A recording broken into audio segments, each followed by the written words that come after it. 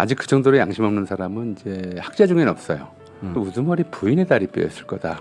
그래서 뭐 출장 치료도 하고 아니면 이제 명품 고기도 갖다 바치고.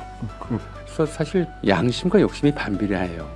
양심은 물 같아서 아래로 향하고 욕심은 불 같아서 위로 향해요. 그래서 양심 있는 사람들의 배려심은 약한 사람들을 향하고 욕심 많은 사람들의 배려심은 오히려 힘 있는 사람들을 향해요.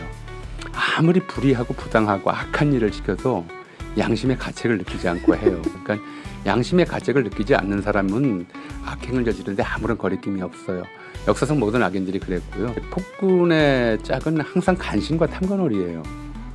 그러니까 검찰 정권에서는 도덕이 무너지는 게 편해요. 우리 사회의 양심이 무너지는 속도가 남극 빙하가 녹는 속도보다 빨라요.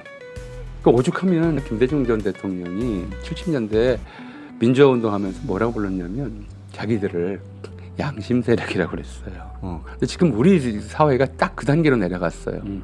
욕심이 사나워서 너무 사나워서 아예 양심이 없어진 거예요. 오늘 주제는 뭐냐?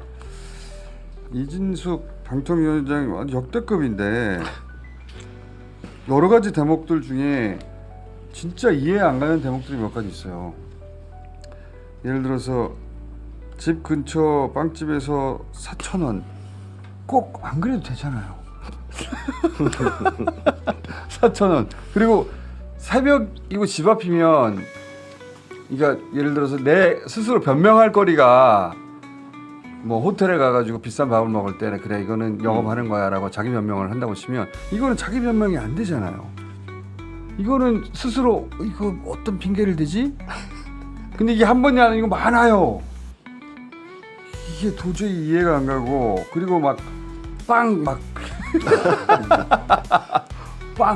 혹은 와인 사가지고 자기 사무실에 막 쌓아놓는다든가 이게 진짜 이해가 안 가거든요.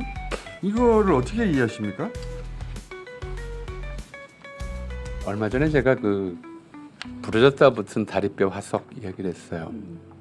그게 인류 보편의 양심에 입각해서 해석을 하면 측은지심이나 동정심이 발현된 증거다. 원시인 인간성의 탄생이자 문명의 탄생이다라고 이제 해석한다고 말씀을 드렸어요. 원시인이 다리뼈가 붙었던 흔적이 있더라. 그러려면은 보호해줬어야 했다. 그렇죠. 예.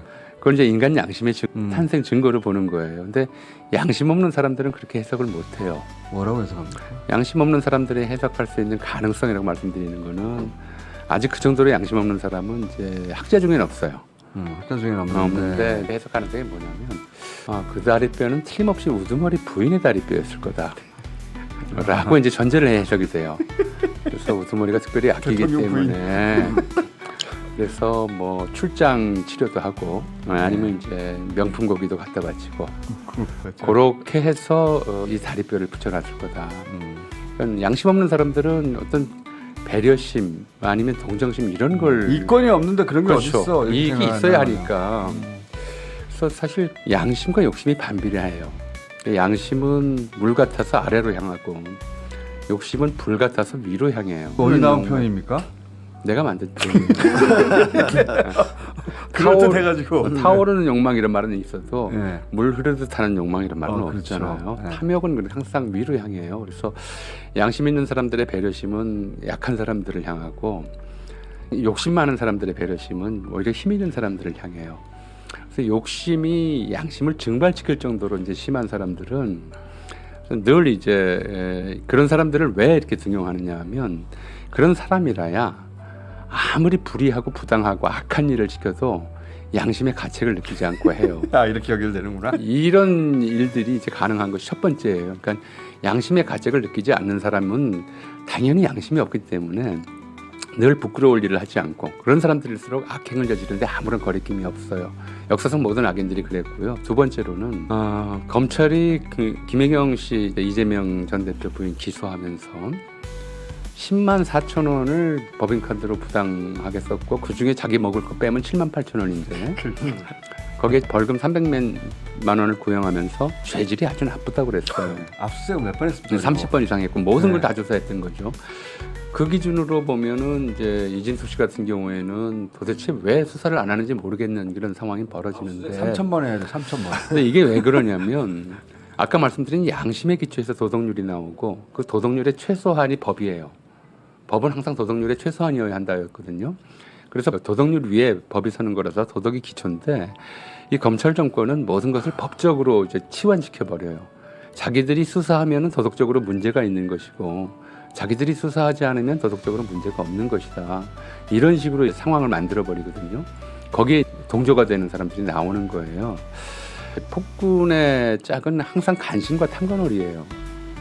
이런 도덕률이 무너져 버리고 법만 남으면 그 법 자체가 모든 것을 지배할 수 있게 되는 그런 상황이 되는 거죠. 그러니까 검찰 정권에서는 도덕이 무너지는 게 편해요. 그래 자기 마음대로 할 수 있으니까. 근데 이렇게 무너져 버리면 이제 사회가 회생 불가능이 되는 거예요. 지금 우리 사회에 그러니까 국민의힘 지지자의 70% 정도가 이진숙 씨가 적격이다라고 대답을 했다고 그러더라고요. 여론조사에서 70% 가까이가. 지금 우리 사회의 양심이 무너지는 속도가 남극 빙하가 녹는 속도보다 빨라요. 이게 더 심각한 양심의 위기를 지금 겪고 있어요. 기준을 몇십 년 뒤로 바꾸는 거예요. 그러니까 오죽하면 김대중 전 대통령이 70년대에 민주화 운동하면서 뭐라고 불렀냐면 자기들을 양심 세력이라고 그랬어요. 그렇죠. 양심 세력이라고 그랬고 그래서 그분이 한 이제 굉장히 중요한 말이 행동하지 않는 양심은 악의 편이었어요. 이념이나 무슨 체제나 여기에 대한 문제가 아니라 양심이 살아야 된다고 하는 것이 그 당시 민주화 운동의 목적이었거든, 목표였고요. 근데 지금 우리 사회가 딱 그 단계로 내려갔어요. 양심이 무너지고 있고 양심을 살려야 다른 걸 떠나서 사람이 산다. 뭐 지금 이 지경이 돼 있다. 4,000원짜리 이렇게 쑥 나오잖아요. 그 이전에 모든 후보는 다 사퇴했어요. 액수가 네. 커서가 아니라 공사 구분이 안 된다는 거 아니에요, 완전히. 근데 이분은 그게 없어요. 새벽 4시에 집 앞에서 카드 4,000원 썼는데 당연히 공무일 수가 없는데 공무라는 거 아니에요. 자기 그러니까 많이 증거라던가. 양심을 완전히 증발시킬 정도로 욕심 사나운 거죠. 그래서 우리가 욕심은 사납다고 그래요. 욕심이 사나워서 너무 사나워서 아예 양심이 없어진 거예요. 최소한의 양심조차.